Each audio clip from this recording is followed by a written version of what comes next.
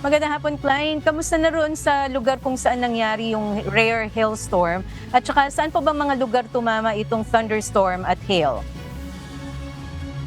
Bebs, nakaranas ng ilang mga residente ng Southern California ng rare spring hail kahapon March 25. Ayon sa National Weather Service, kasunod ito ng nangyaring severe thunderstorm sa Central Los Angeles.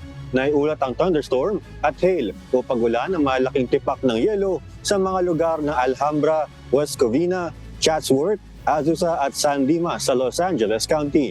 Nag-enjoy naman ang ilan nating kababayan sa Pomona sa malang snow na yelo na napakadalang na makita dito sa Southern California. Ayon sa ilang Pilipino roon, ngayon lang sila nakaranas ng hail na naging parang snow na sa lakas.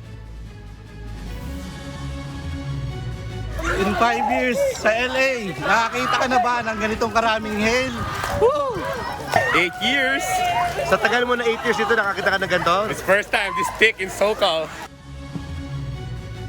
Samantala, inaasahan pa rin ngayong araw ang wind gusts ng hanggang 45 miles per hour sa Santa Clarita County at snowfall naman sa mga kabundukan ng Los Angeles. Bagamat magiging maaraw ang maghapon ngayon, baba naman sa 13 to 16 degrees Celsius ang temperatura sa LA ngayong araw.